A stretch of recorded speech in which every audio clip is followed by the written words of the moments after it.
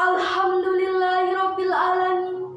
Wassalatu wassalamu ala asrofil anbiya'i wal mursalin wa ala alihi wa sahbihi ajma'in. Amma ba'du.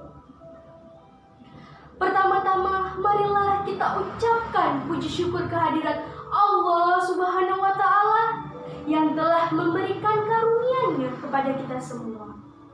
Salawat serta salam kita curahkan kepada junjungan besar Nabi Muhammad sallallahu alaihi wasallam. Pada kesempatan kali ini, izinkan saya menyampaikan pidato yang berjudul Generasi Muda Anti Korupsi. Hadirin yang saya hormati, kata korupsi sudah tidak asing kita dengar. Namun apa sih arti korupsi itu sendiri? Korupsi adalah perbuatan keji, mengambil hak orang lain untuk kepentingan diri sendiri atau sebuah kelompok. Hadirin yang saya hormati, korupsi adalah jalan menuju kehancuran sebuah negara. Lalu, apa yang menyebabkan seseorang melakukan tindakan korupsi? Mengapa korupsi sulit diberantas?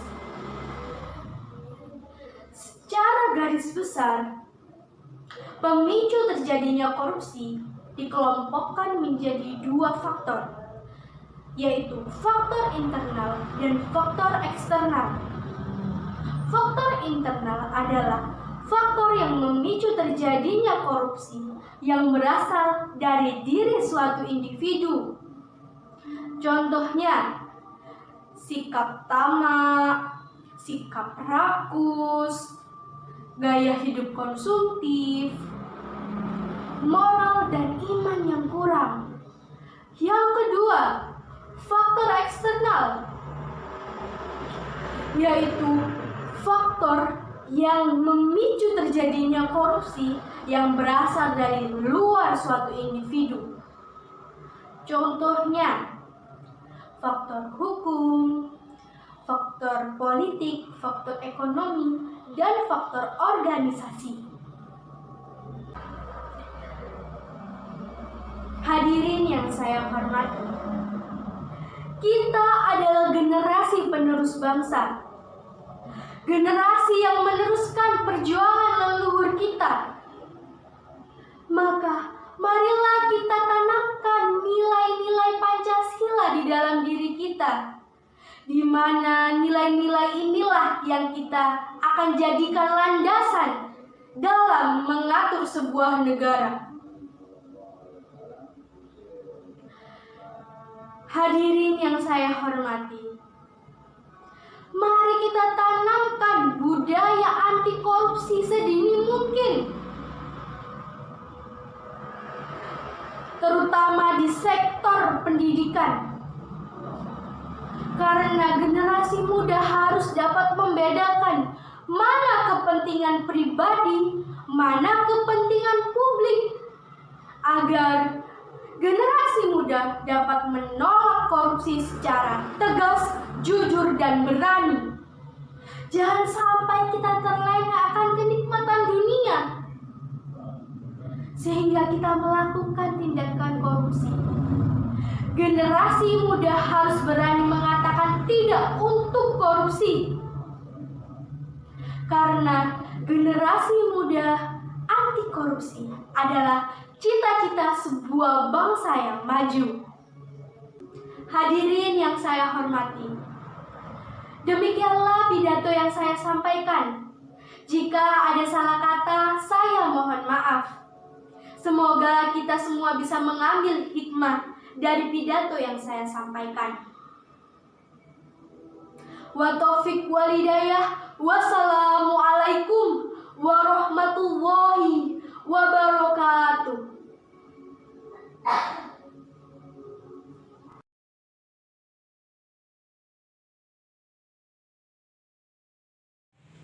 Salam sejahtera bagi kita semua. Perkenalkan, nama saya Regina Natania Suci. Saya dari SMA Negeri 3 Sidoarjo dan saya nomor urut 17. Pada pada kali ini saya akan berpidato mengenai anti korupsi dalam rangka mengikuti lomba pidato anti korupsi yang diselenggarakan oleh GMPK dan SMA Negeri 3 Sidoarjo untuk tingkat SMA, SMK, dan MA se-Jawa Timur yang dilaksanakan secara daring. Sebelumnya, mari kita panjatkan puji syukur kepada Tuhan Yang Maha Esa. Berkat rahmat yang dilimpahkannya, kita masih diberi kesehatan, keaktifan, dan kreativitas untuk tetap berkarya dalam situasi COVID-19 dan harus berada di rumah saja. Judul yang akan saya berikan pada pidato saya kali ini yaitu Ayo Jujur. Mengapa saya memilih judul tersebut? Karena bagi saya sikap jujur harus dikembangkan, diterapkan, dan ditanamkan sedari dini. Karena bila kita jujur, otomatis karakter-karakter baik akan muncul di kepribadian kita, seperti rajin, disiplin, dan tanggung jawab. Sedangkan bila kita tidak terbiasa untuk berbuat jujur, karakter-karakter buruk pun akan muncul di kepribadian kita. Contoh kegiatan tidak jujur yang ada di sekitar kita yaitu korupsi. Ya, korupsi merupakan aktivitas untuk mengambil hak orang lain dengan memanfaatkan jabatannya. Memang korupsi biasanya identik dengan uang dan biasanya dilakukan oleh para pejabat atau petinggi negara ataupun perusahaan. Namun, di lingkungan kita sebagai pelajar, korupsi kecil-kecilan juga ada loh. Contohnya, saat kita mencontek saat ulangan dan plagiat dalam mengerjakan pekerjaan rumah. Memang nikmat rasanya jika kita sudah mencontek atau meniru pekerjaan orang lain. Namun itu bisa menghambat kreativitas kita dan menumbuhkan hati nurani kita. Berikut ini saya ingin memberikan tips supaya kita dapat menerapkan kejujuran di kehidupan sehari-hari kita.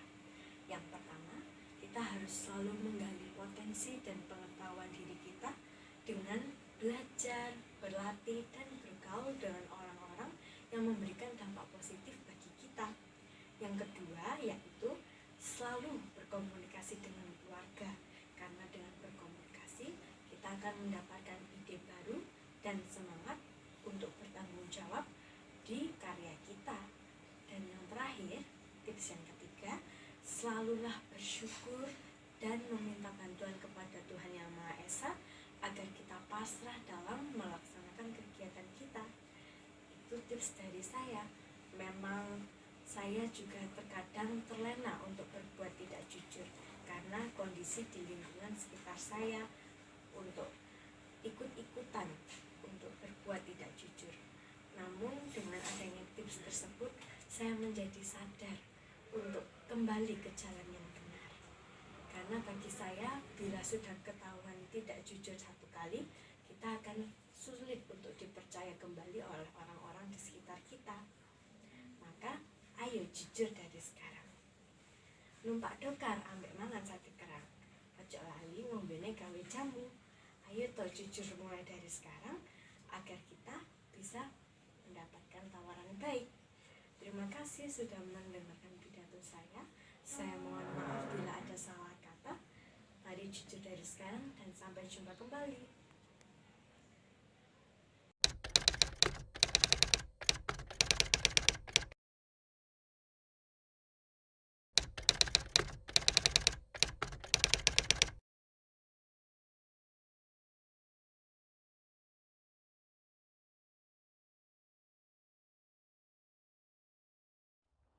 Assalamualaikum warahmatullahi wabarakatuh. Shalom, Om Swastiastu, Namo Buddhaya, dan salam kebajikan. Salam sejahtera saya sampaikan kepada seluruh panitia, serta kepada seluruh dewan juri yang saya hormati. Dengan tanpa mengurangi rasa hormat, seperti kata pepatah, tak kenal maka tak sayang.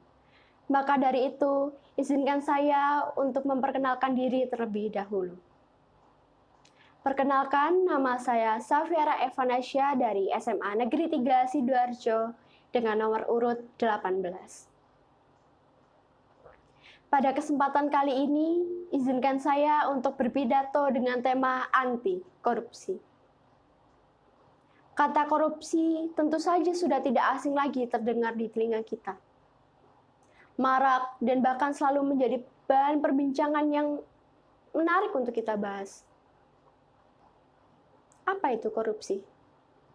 Korupsi adalah tindakan yang dilakukan oleh pihak-pihak tertentu dengan menyalahgunakan kekuasaan mereka dengan cara membohongi publik demi keuntungan mereka sendiri. Dari penjelasan yang baru saja saya jelaskan, bisa terbayangkan betapa kejam, tega, dan ironisnya para koruptor yang melakukan tindakan itu. Mereka tidak pernah mendengarkan rakyat. Maka dari itu, rakyat-rakyat membuat puisi untuk menyuarakan suara mereka yang tidak pernah didengar itu. Seperti ini. Hei, bayangkan! Mereka makan di restoran bintang 5. Dari hasil uang yang mereka curi itu, uang kita. Sedangkan kita, para rakyatnya, mau makan saja harus bersusah payah. Pergi pagi, pulang pagi, hanya demi sesuap nasi.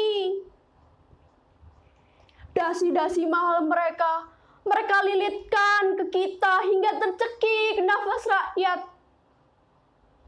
Mereka mengunjungi gang-gang kecil, mencari simpati, memamerkan mobil-mobil sport mahal mereka. Yang kita bisa hanya menggelengkan kepala. Seperti itulah suara rakyat yang tidak pernah didengarkan oleh mereka. Itukah yang dinamakan pemimpin? Bagaimana Indonesia ini bisa maju apabila kita masih membiarkan tikus-tikus berdasi itu memimpin negara kita ini? Bagaimana? Bagaimana Indonesia bisa maju apabila berita-berita hoaks yang disebarkan melalui grup WhatsApp saja kita masih telan? Kita percaya begitu saja. Apalagi dengan sumpah, janji yang mereka ucapkan, dibuai habis kita oleh ucapannya. Lantas, apalagi yang kita tunggu? Apalagi yang harus kita korbankan kali ini? Siapa?